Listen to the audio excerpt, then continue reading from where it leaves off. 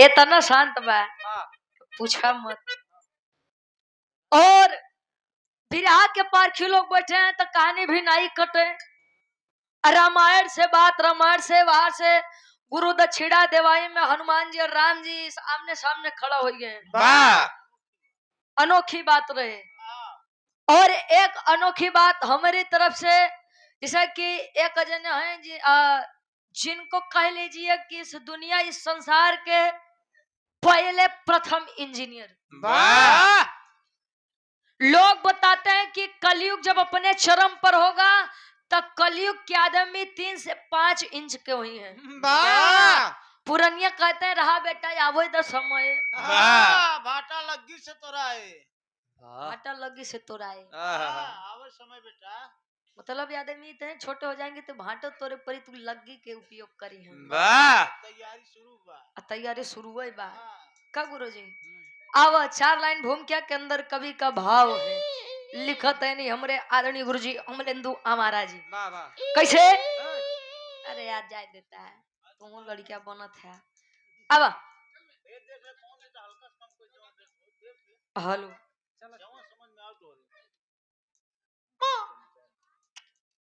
मैं तोहरो टाइम है परेशान मत हुआ। अब चला चला क्या सेफ्टी है चला ठीक है।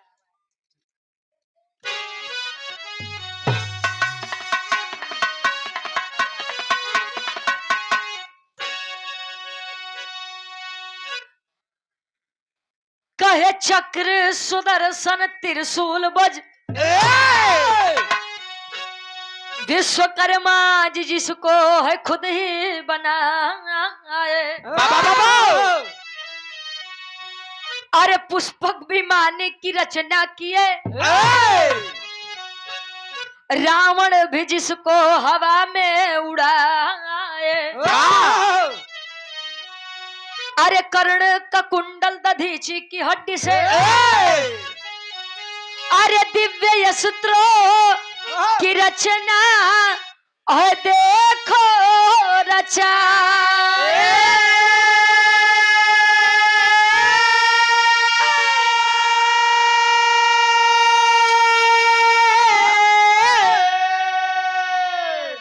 विश्वकर्मा जी दुनिया के पहले इंजीनियर है बात यमलेंदु बताए।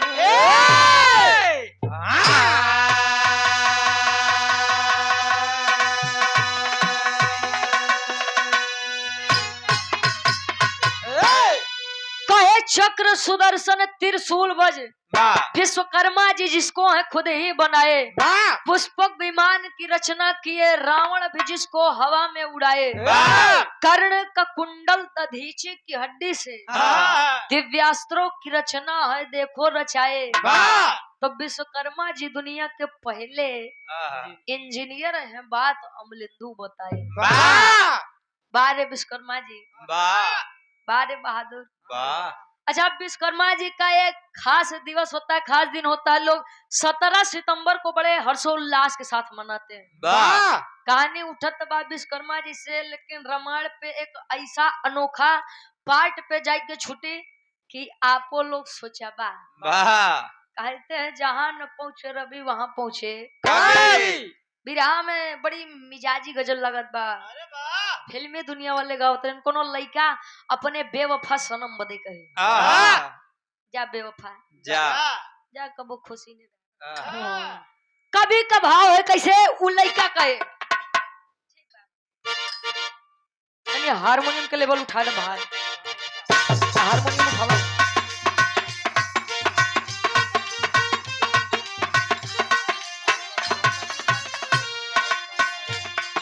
लड़का कहे ऐ खुदा तुझसे यार जी लगा, ऐ खुदा तुझसे यार जी लगा, ऐ खुदा तुझसे यार जी लगा,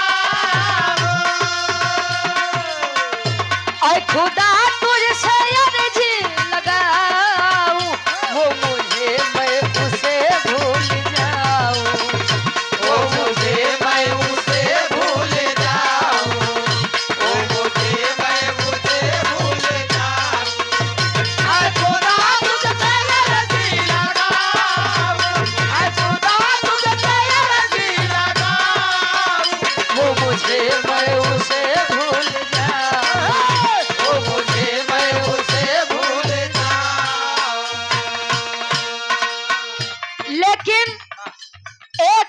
कवि जी लिखत हैं विश्वकर्मा जी बदे गुरु जी बखान भाई आप लोग के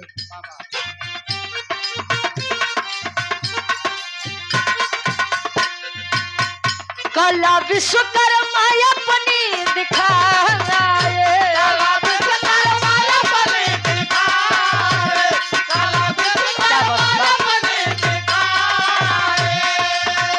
कला विश्वकर्मा अपनी दिखाए अस्त्र शस्त्र ले वस्तु बनाए अस्त्र शस्त्र ले वस्तु बनाए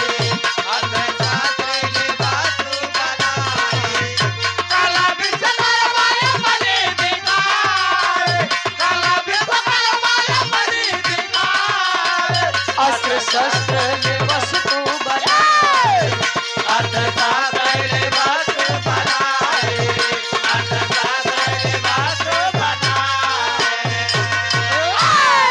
कला विश्वकर्मा अपनी दिखाए अस्त्र शस्त्र ले वस्तु बनाए ये विश्वकर्मा जी की देन है। चाहे पहले अच्छा विश्वकर्मा जी एक चीज के निर्माण ऐसा किए रहे गुरु जी कि समझ ला जहां जहां पहुंची कुल विनाश में। विश्वकर्मा जी ने एक अंगूठी का निर्माण किया था जनक जी के मुनरी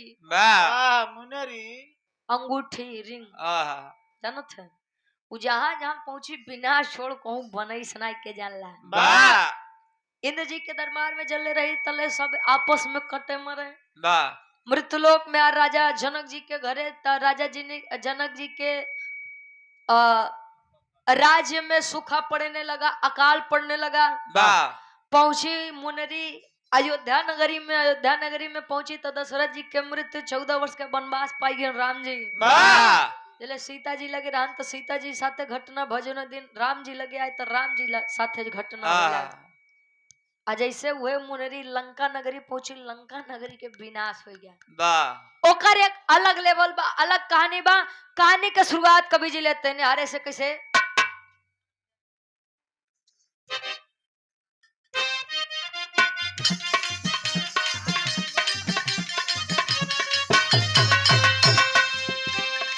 समय था ऐसा सजा इंद्र के दरबार रहे सजा था ऐसा सजा इंद्र के दरबार रहे नित घृताक्षी का सबके मन में वार करे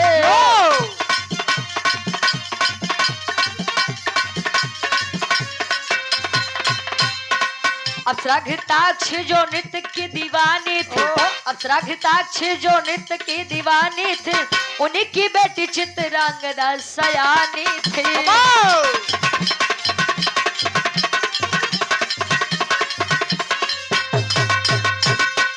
लोगों की भीड़ में जब दोनों सजा करती थी लोगों की भीड़ में जब दोनों सजा करती थी बस यही बात विश्वकर्मा बुरी लगती थी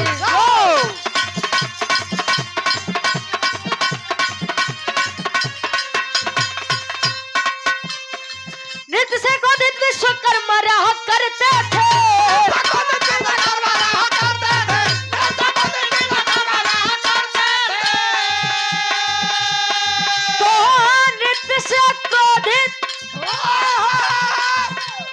विश्वकर्मा रहा करते थे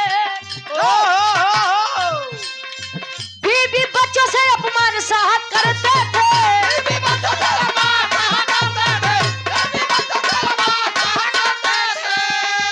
अरे तो बीबी बच्चों से अपमान सहा करते थे कहानी के तो नहीं समझ ला विश्वकर्मा जी हरन का इतना काम एडवांस रहे तो ले पत्थर के मूरत से लड़कियां जन्म ले का गुरु जी विश्वकर्मा जी की एक पत्नी जिनका नाम घृताक्षी था और घृताक्षी विश्वकर्मा जी के बीच में एक लड़की जिनका नाम चित्रांगदा था घृताक्षी जो थी अप्सरा थी यानी नर्तकी थी नाचने गाने का कार्य करती थी कहाँ पे इंद्र जी के दरबार में विश्वकर्मा जी तो बहरे बहरे बड़ी इज्जत बना की जले आओ इंद्र जी के दरबार में कहे हो विश्वकर्मा जी आई गए आ गए इतने इज्जतदार हो तो तार मेहरारू लड़के नचे भाई नहीं वाह बात ये उत्पन्न हो तो विश्वकर्मा जी को ये बातें बड़ी गलत लगे, बड़ी खराब लगे। वाह वाह अब भाई मेहरारू के तो क्यों कुछ कह नहीं सकत गुरु जी। मेहरारू अगर चाहे तो सुई से समुद्र खोद सकत है। वाह जान लगी चाहिए तब हाँ चाहिए तब ना वाह आए तिरिया चरित्र दैबो न जानना है वाह इनके खाते क्या खाते चंदन तो शुक्र मनाव तहार वाली लायक बा। वाह हाँ अच्छा पहले के दुल्ही लंबा घूंघट करे गुरुजी काहे बदे जानत थे? हाँ काहे बदे? हाँ, उनका दांत बड़े बड़े होता है इवन मौत तोपे रहे अच्छा घिसे जाता रहे पहले का दुल्ही मांग भर के सिंदूर लगावे माने कि हमारे दुल्हा के आयु लंबी होखे। वाह आज के दुल्ही तनी सट्टी के लिए काहे बदे जानत थे? हाँ ये जल्दी मारा दूसरे के जाई वाह जे तहार वाली कितना लगाओ थे यार? इनके बेलचस लगावत हमको लगता तले 150 प्लस है यहाँ विश्वकर्मा जी। वाह कम महाराज इतना जल्दी तू नहीं जाए परेशान मत अरे हो। बे ढेर जने पिंडा मारे। हाँ हाँ पार ले भाई तब इकट्ठे यार तू लोग प्रयागराज वाले कुछ भी कह सकते हैं। कहानी तनी समझ ला। वाह विश्वकर्मा जी आए गुस्से में अपनी बेटी चित्रांगदा से कहीं किया लड़की वाह आया लड़की बात कर भी रहा गाना कहे कि मुझे ये नहीं समझ में आता कि तेरी माँ यदि नाच गा रही है तो तेहू विश्वकर्मा जी के नाम कटवाओगे। वाह बात कर जब तक भी रहा चल घर बात बंद कर अरे तो विश्वकर्मा जी हाँ जी बैठ जा तो लगता ही रही जाता। आ बेटा चलो हाँ गुरु। अच्छा बिहार विश्वकर्मा जी लगे गुस्सिया के बोले बतियावे चित्रांगदा से तो चित्रांगदा को यह बात बड़ी बुरी लगी वाह कि मेरे पिता ही मुझे अगर इस तरीके से शब्द से नवाज रहे हैं बोल रहे हैं तो ये तो बड़ी खराब बात है। वाह बुरा लगा स्वर्गलोक को छोड़ के चली है चित्रांगदा मृतलोक यानी मृतलोक हमारे और आपके मृतलोक में वाह आई तो ले यहीं के एक राजा है जिनका नाम राजा सूरत है। वाह राजा सूरत से जब टकराव हुआ तले होत का एक लाइन गीत लगत बा कोनो दुल्हा अपने दुल्ही से कहे यो गीत मार्केट में बड़ी वायरल रही कैसे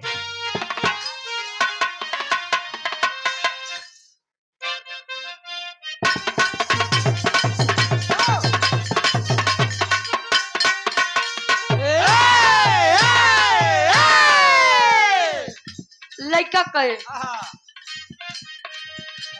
हाँ आवा आवा हई सेंट गम कहुआ हमारे खातिर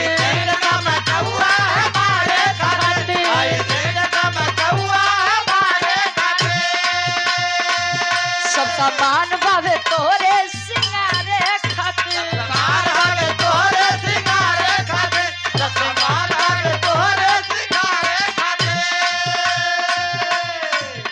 हई सेंट गम कहुआ हमारे खातिर सब सामान बावे तोरे सिंगारे खातिर तले दुल्हे के माँ बात सुना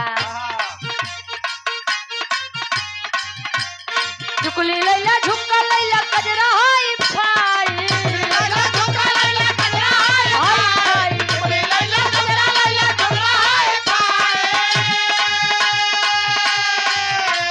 चुकली लैला झुमका लैला कजरा हाई फाई आय हाय हाय सड़िया करियई के लाई सड़िया करियई के लाई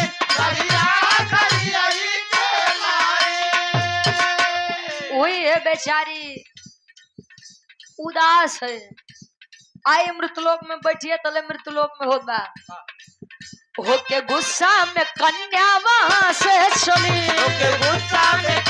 वहां से चली मृतलोकवा में जाई कचनारी कली कचनारी कली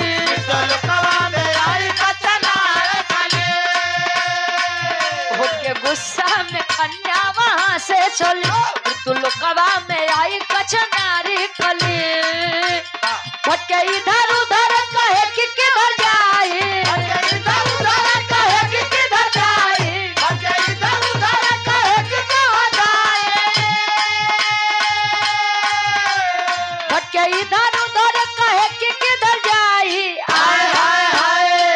राजा सूरत के पास आई, राजा सूरत के पास आई, राजा सूरत के पास, राजा सूरत के पास आए। टकराव हुआ राजा सूरत से चित्रांगदा का, आपस में मिलन हुआ। नैना चारू अच्छा कहते हैं, कोई कोई कहता है कि केहू केहू कहेला उमरिया के दोष बा, वाह कही के गए सूरदासी सब। नजरिया के दोस्त बा। नहीं कौन चीज देखबा, नहीं कौन चीज का देख के लालच आई तो कहाँ से गलती हुई। कम मंजीत भैया वो लोग नहीं फोड़े लेकिन तू फोड़ेला। अच्छा हाँ भाई, तू करता करती वाले वहां तो तू कहाँ से देखबा, कहो। अच्छा यार, प्रेम हुआ चित्रांगदा ने राजा सूरत से, और राजा सूरत ने चित्रांगदा से कहा कि अब जिएंगे सनम तेरे लिए और मरेंगे सनम तेरे लिए। प्यार किया है कोई चोरी नहीं कि छुप छुप के यहाँ भरना क्या है। जब प्यार किया तो डरना क्या। वाह क्या बात है। वाह बहादुर। हाँ प्यार और मैं कहाँ डर पाए, ये नहीं तो समझ पाए। अच्छा प्यार के भाषा मंजित भैया दुइये जने समझ पाए। एक आसाराम के राम रहे।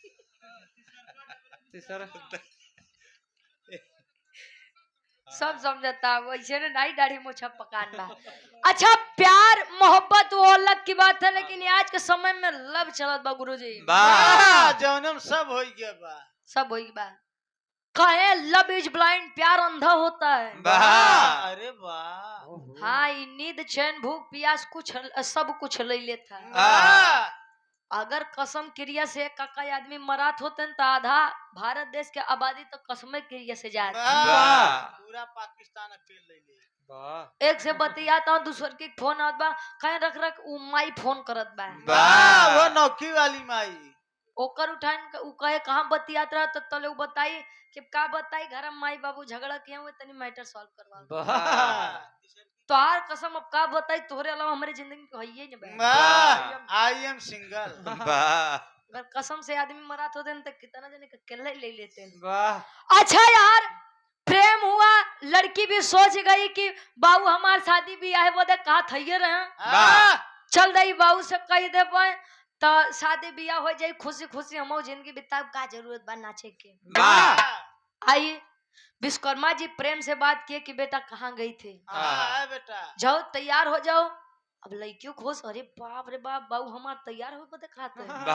का मतलब नाचे जा।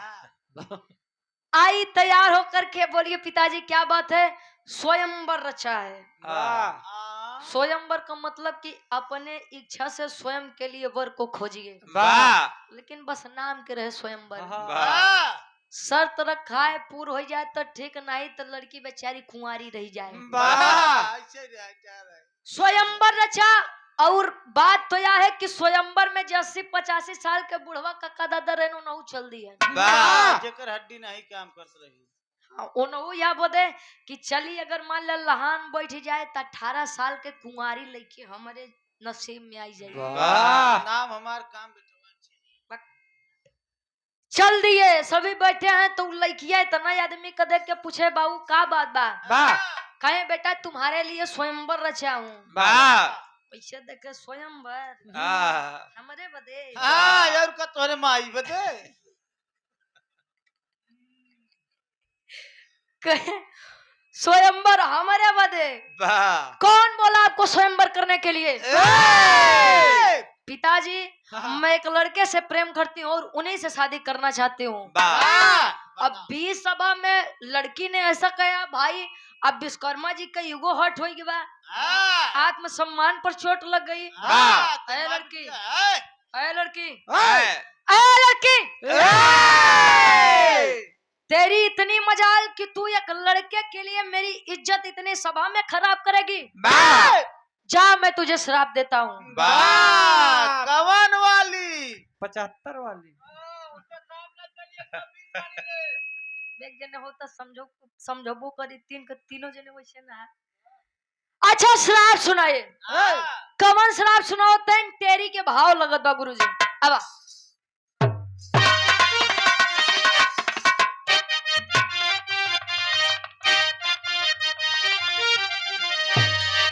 स्वयंवर अपने वाह आप रच दिए।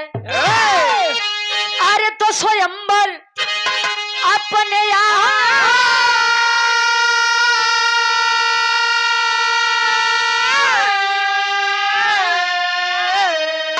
अरे तो स्वयंवर अपने आप रच दिए।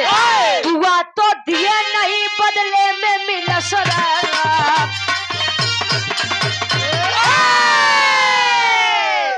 शराब सुनाए कि लड़की तू जिसके लिए ये कर रही है, जा मैं तुझे श्राप देता हूँ, जिससे भी शादी करेगी उसकी मृत्यु मंडप में हो जाएगी। वाह मतलब जैसे वह सिंदूर डालेगा सुहागन बनते ही तू विधवा हो जाएगी। पहले के ऋषि मुनि खुशियां तो पहले श्राप पे सुना हुआ है। वाह श्राप सुनाया। अच्छा लड़की मन मार के आई, एक बार सोचे शादी कर लूं, एक बार सोचे अगर शादी कर लूंगी मेरे पति परमेश्वर के पास चले जाएंगे तो मतलब ही क्या निकलेगा। वाह यही सोच करके लड़की कूदी है पानी में अपनी जान देने के लिए।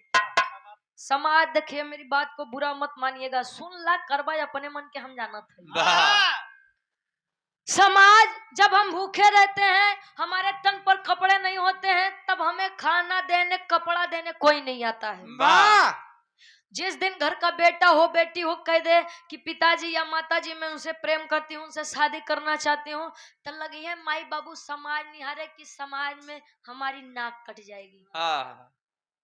जब तक समाज लगते हैं उस खोखले समाज का ढिंढोरा पीटने, अरे साहब समाज क्या हमारे बच्चों से बढ़ के हो जाता है। वाह बच्चा इस संसार को अलविदा कह के चला जाएगा तो क्या समाज आपके बच्चे को वापस दिला सकता है? नहीं दिलाएगा। तो ये सब बातें बंद कर दिए। अगर प्रेम सत्य है, सच्चा है, आज के समय में लड़का नशा पता ही नहीं करत बता, जान ला तू राम पाई गया है। हाँ अगर नशा कर ले जान लो भोलेनाथ। यार गुरुजी हाँ जी। हम कईयों बारात में ऐसा देखे, विश्वास माना लड़का 50,000 1 लाख कमात रहे, लड़का कितना करिया हो, करिया कितना हो। माई बाबू का कहिए अब का बताई, लड़कवा एकदम राम बा। हाँ बिटिया तू सीता बन के रह। हाँ भैया ऐसा आप कूदी है चित्रांगदा पानी में अपनी जान देने के लिए। पानी का बहाव तेज है। एक मुनि की कुटिया के सामने आती है जिनका नाम ऋतिक ध्वज मुनि बताया गया। मुनि साहब आदेश दिए बेटा जाओ देखो कौन है, लेकर आओ। जाओ बेटा। लेकर आए। लड़की को होश आया, तले पूछते बेटा इतनी कम उम्र में इतना बड़ा फैसला क्यों? तब वो बतावत बा कैसे चौक के भाव लागत बा।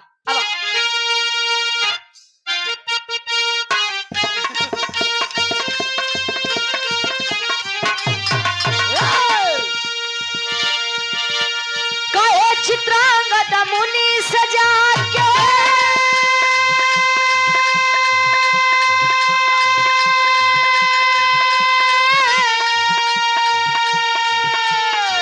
जीवन अब स्वीकार नहीं,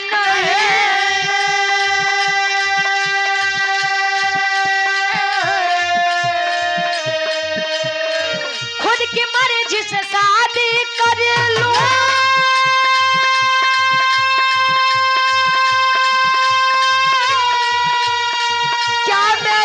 अधिकार नहीं।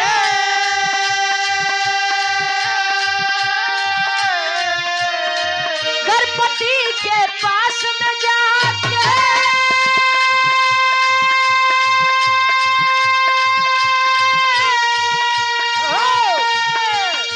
करती मैं श्रृंगार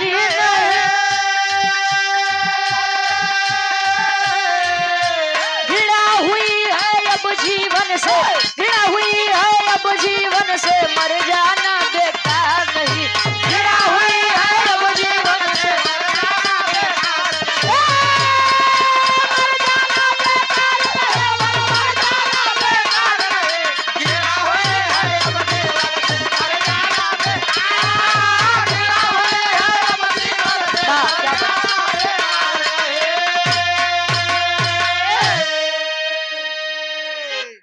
चित्रांगदा मुनि से जाके जीवन अब स्वीकार नहीं, वाह खुद की मर्जी से शादी कर लूं क्या मेरा अधिकार नहीं, वाह गर्भपति के पास में जाके करती मैं सिंगार नहीं, वाह घृणा हुई है अब जीवन से मर जाना, स्वीकार नहीं।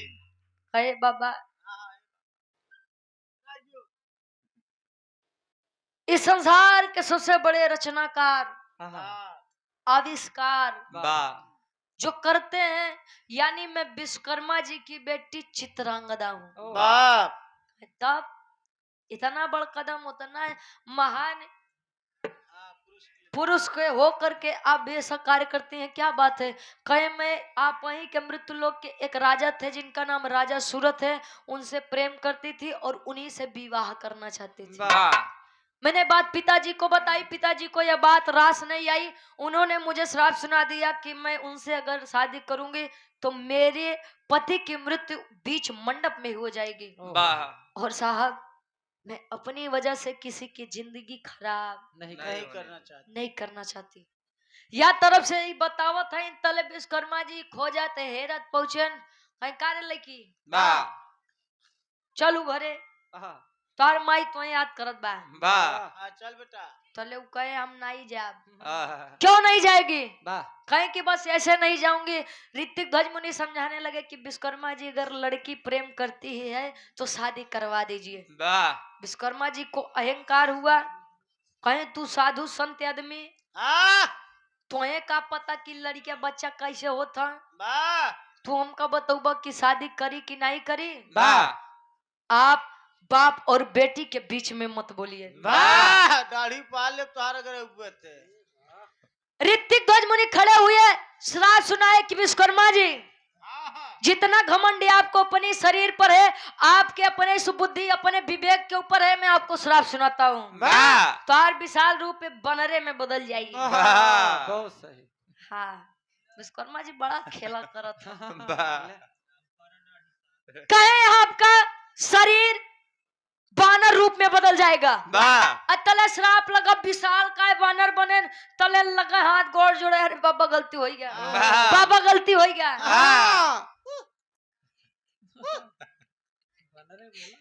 कहे गलती हो गया, माफ कर दीजिए, मैं अपनी बेटी की शादी करवा दूंगा। कहे अब ऐसा नहीं ना, अब तू खुद जा खोजा राजा सूरत के लई क्या वो करे बादे, अब तो ये मुक्ति मिली। ऋतिक ध्वज मुनि चित्रांगदा कुटिया में है और लगे विश्वकर्मा जी वानर रूप ले, मुक्ति मुक्ति मुक्ति मुक्ति मुक्ति मुक्ति मुक्ति मुक्ति मुक्ति मुक्ति मुक्ति खोजते खोजते पहुंचे कहा, वहीं जहाँ अंजन प्रदेश में अंजनी माई कुल खेला किए रहे। अंजन प्रदेश में जब पहुंचे बानर रूपी तो हुआ के जतना छोट बानर हाँ गुरु जी। अब विचित्र बानर देखे तो विचार करते हैं साला ये नया कौन आ गया। विचार करें कैसे, खाटी इलाहाबादी तर्ज लागत बा। एक बिरहा सम्राट स्वर्गीय दादा श्री रामधारी यादव जी झूसी नरेश प्रयागराज गुरु जी गावत रहे कैसे, और आज गीत इंटरनेशनल गीत बा। वाह क्या बात है।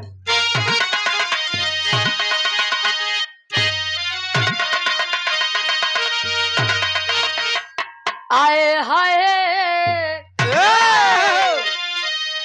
अरे राम झको रमारे झुलनी, अरे राम झको रमारे झुलनी, काहे साड़ी लहराए हो झको रमारे झुलनी।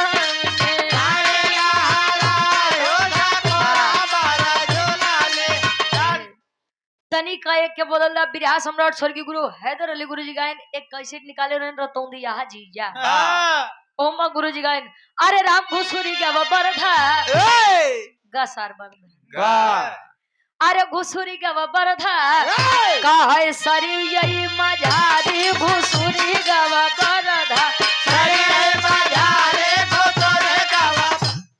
तुलही बतावे, अरे हमारे मुड़ी कटली, अरे हमार मुड़ी कटली तमोर बूढ़ा माई हमार मुड़ी कटली, तोर बूढ़ा मारी तोहार मुड़ी कटली, तोर बूढ़ा मारी तोहार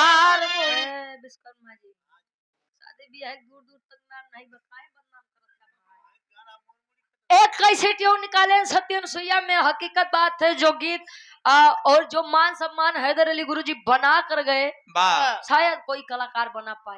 वाह वाह अरे गजब क्यों बहनी कहाँ चीन्यू ना भतार हो गजब क्यों बहनी चेला भातार होगा जब के होगा अरे घुमत के गोरी मरलू दादा राम कला साधु जी का प्रेम तेरी मेरी आंख लड़ी लोगों ने बदनाम किया खाए दुनिया के बक्के दे हम तू अपन काम किया अरे वाह उन्हीं के पड़ोसी हैं हंडिया प्रयागराज से विराट सम्राट स्वर्गीय दादा राम कला यादव जी और किचकिला हंडिया प्रयागराज से हमारे डब्लू विश्वकर्मा जी। क्या बात है।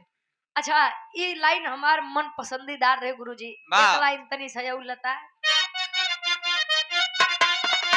अरे बदन पियराइगा ता गोल होइगा भारी बदन पियराइगा गोल होइगा भारे बदन पे आराइगा गोल होइगा भारे बदन पे ई तमल्ला तज रहे एंटरटेनमेंट खातिर फौज में कबीर जी लिखत है अंजन प्रदेश के कुल भालू बानर विचार करत हैं कैसे अरे कहां से आया बनरा अरे कहां से आया बनरा ता मोर नगरी में कहां से आया बनरा ओ नगरी में कहां से आया बनरा ओ नगरी में कहां से ओ नगरी में हो मोर नगरी में कहां से आया बनरा मोर नगरी में कहां से आया बनरा ओ नगरी में कहां से आया बनरा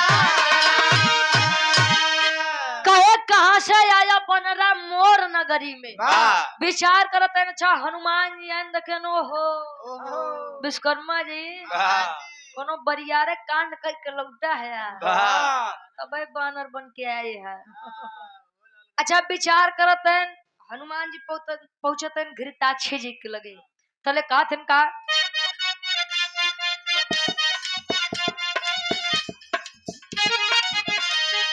गए हनुमान तब घृताक्षी को ले आए गए हनुमान तब घृताक्षी को ले आए गए हनुमान तब घृताक्षी को ले आए बानर बन के विश्वकर्मा संबंध है बनाए बानर बन के विश्वकर्मा संबंध है बनाए बानर बन के विश्वकर्मा संबंध है बनाए अरे दुई लड़ी का पैदा भइले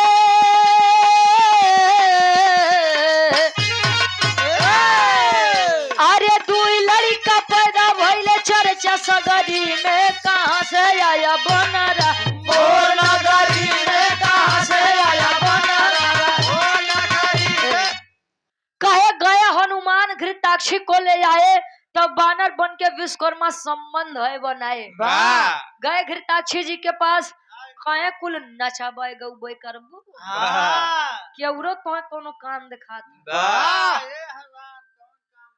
तले कहीं बोलिए हनुमान जी पवन पुत्र क्या बात है कहे कि तुहार स्वामी विश्वकर्मा जी हुआ देखा था बानर बन के बैठा है वाह कहे अगर सही सही प्रेम चाहिए त्यावा चला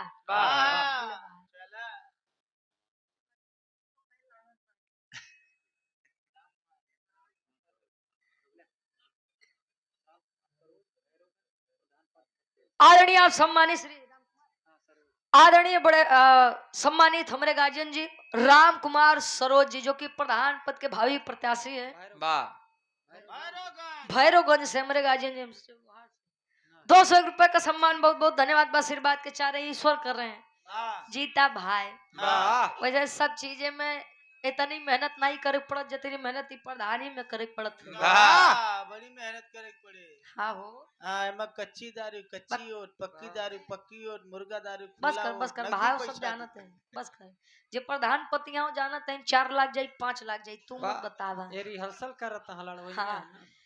कहानी के तनी समझ ला गए लेकर आए घृताक्षी जी कहीं कहाँ है हमारे स्वामी प्रेम हमें भी करना है कहाँ गए बताइए कहीं स्वामी तोहर वह बानर बन के बैठा है। वाह बैठा बड़की पोंछ वाला लाल कहे तब का तू बनरी बना तले से देखे हनुमान जी का कहीं पागल हो गए हो। दिमाग खराब बा तोहार। गणियों के चक्कर में हम बानरी बना कहे मतलब इनके चक्कर में इतना सुंदर हमार रूप बा हम बनरी बनब। दिमाग उमाग तो ठीक बा। लाखों आशिक मर जाते हैं मेरी एक मुस्कान पे। क्या घृताक्षी की आत्मा नहीं के अंदर बा। आज जाता है कहे कि जब नहीं चाहिए प्रेम तो भाई जा हम यारे कहूँ सेटिंग कराओ विश्वकर्मा जी की कहे ना स्वामी अच्छा एक बात है मेहरारू काठियों को सवत नहीं बर्दाश्त करे। अच्छा बानरी रूप जब धारण की घृताक्षी जी तैयारी के विश्वकर्मा जी के सामने लगे पोज पर पोज मार रहे लगे पोज पर पोज मारे तब विश्वकर्मा जी के कहा मुक्ति खोजी और लगन पिछुआए। जब पोज मार के लगन विश्वकर्मा फोटो ही छैला गई कहे अब मुक्ति गए भाड़ में सामने आए पहले जवन सामने आए बा ओके देखा। अच्छा पीछे पीछे गए प्रेम हुआ। एक बात जान लीजिए ये दुनिया के आकार सत्य है और दुनिया को बढ़ाने के लिए ये करना बहुत जरूरी है। कहे एक से भले दो और दो से भले चार कोई भी हो इंसान हो पशु हो पक्षी हो संबंध सब में बनता है। वानरी रूप विश्वकर्मा जी और वानरी रूप घृताक्षी का जब प्रेम हुआ संबंध बना दोनों के संबंध से दो बच्चों का जन्म हुआ। जब दो बच्चों का जन्म हुआ अब दो लड़का के रहन उनके बाद छोड़ा पहले एक के देखा कि विश्वकर्मा जी कहे कहा वो दो लड़का याद किए रहा नाम बताओ उनकर नाम के बा। और रामायण में इनकर बहुत बड़ी भूमिका रहे। ना तो राम रहे ना तो लक्ष्मण ना तो शत्रुघ्न ना तो भरत ना तो हनुमान ना तो अंगद क्या रहे गुरुजी। आखिरी में कवि जी प्रमाण दिए पापट के भाव लगत बा। और जन जन के साथ ही राम कुमार पासे जी कंधई मधुपुर के निवासी प्रधान पद के हेतु के प्रत्याशी हैं। पूज्य हमारे गार्जियन जी आप राम कुमार पासे जी गार्जियन जी के द्वारा पुनः 200 रुपए का सम्मान आशीर्वाद के चारी के बच्चे अपनी कला में कामयाब रहे बहुत बहुत धन्यवाद बा। कवि जी लिखते हैं पापट के भाव लगत बा कैसे।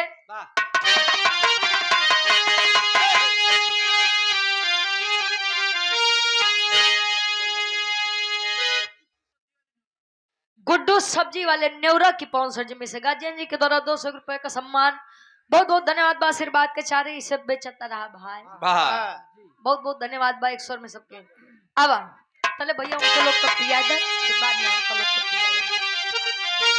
अरे कहे मुनि जी करा दान कन्यादान मान ना जाए दे। अरे कहे मुनि जी करा दान कन्यादान मान ना जाए दे। कन्या ही साबा दुनिया में अपमान मान ना जाए दे। काहे साबा दुनिया में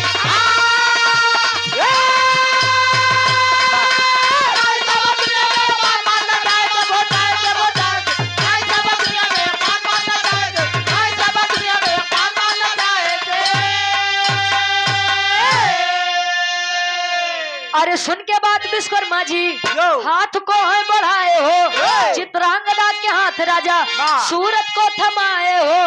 अरे कहे खुशी रहा दुनो संतान मान न जाए दे। तनाही सावा दुनिया में अपमान मान न जाए दे।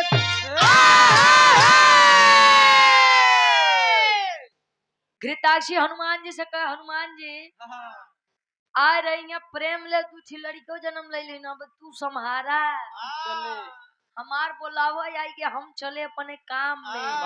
मजनू हरे देखत चल दी इंद्रलोक में। और यार जब इंद्रलोक में घृताक्षी गए तो विश्वकर्मा जी के ध्यान टूटा रे साला हम यहाँ मुक्ति हेरत रहे युक्ति पीछे भागे लगे। दू लड़का छोड़ के चलने राजा सूरत के पास। राजा सूरत के पास आए शादी विवाह करवाए और उस श्राप से मुक्त हुए। अब दू लड़का के जन्म जौन भरे उनका नाम का पड़ा आल्हा के भाव में कवि जी प्रमाण देते हैं कैसे।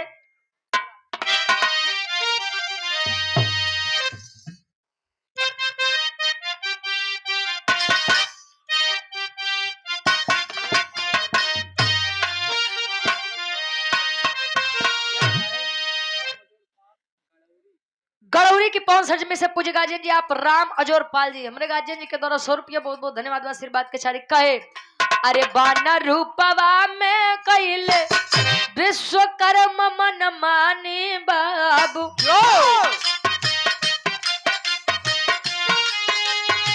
घृताक्षी गुजरी या से संबंध बना दुई लइका पैदा भइले अंजन पर देशवा में बाबू नल नील से कर नाम पड़ी जाए खेल कूद खुशी होई के अंजन पर देशवा में बाबू माई अंजनी लली गोटिया उठाए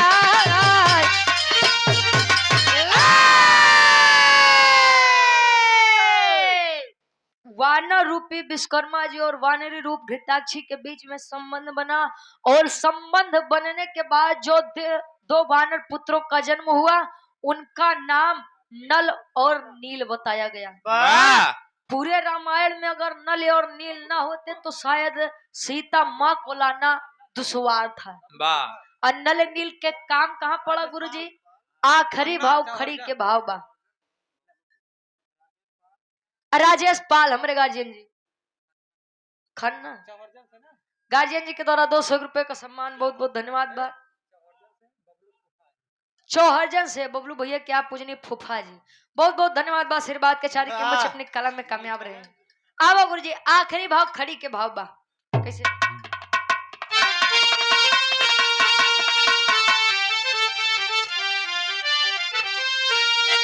अरे अंजनी से बजरंगी हो गए अरे तो अंजनी से अब बजरंगी हो गए पैदा नल नील हो के उनके संगी हो गए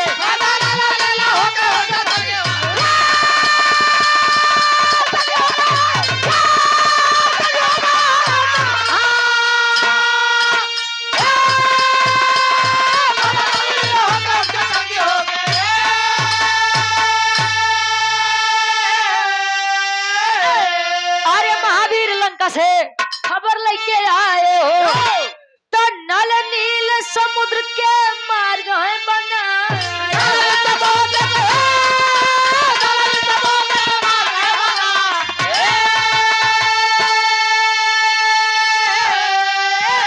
अरे हुई लड़ाई तीनों वीर जंगी हो गए हुई लड़ाई तीनों वीर जंगी हो गए पैदा नल नील हो के उनके संगी हो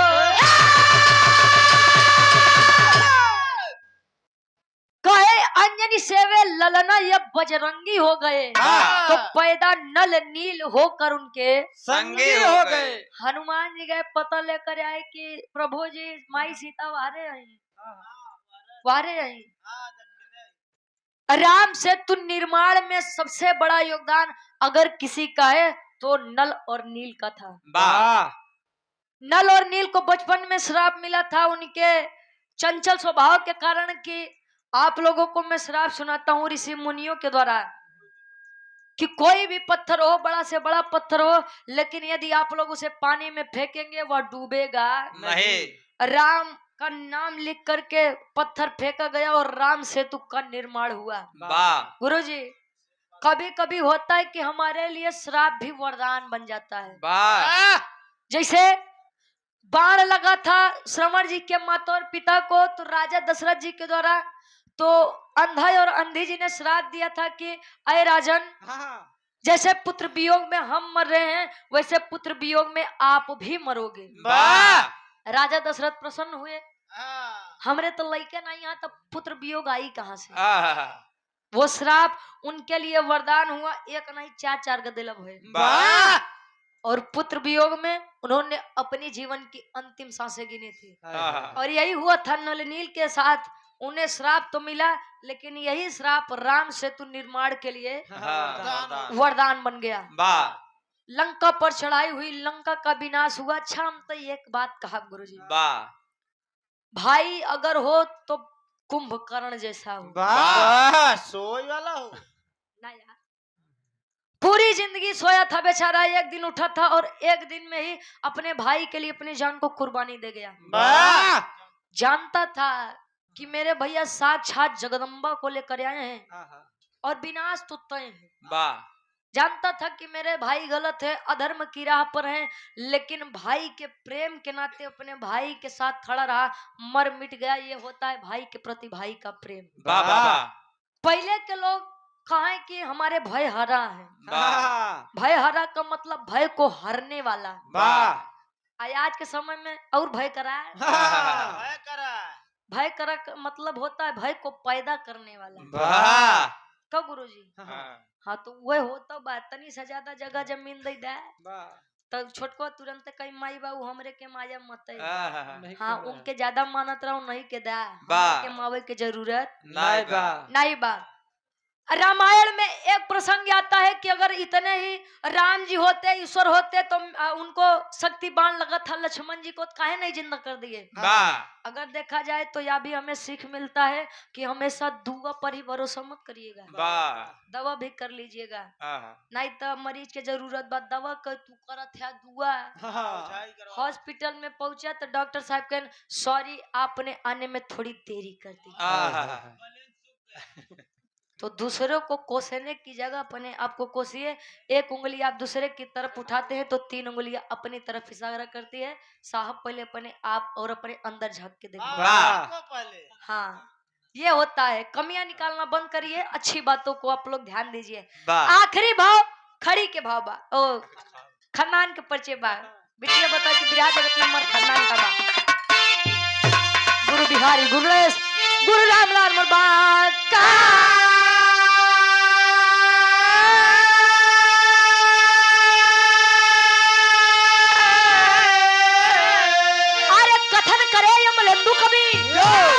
बच्चन का विजय पता का हो।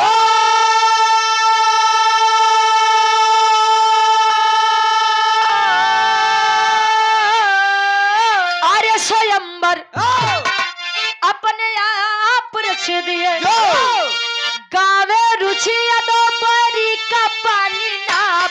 स्वयंवर अपने आप रच दिए,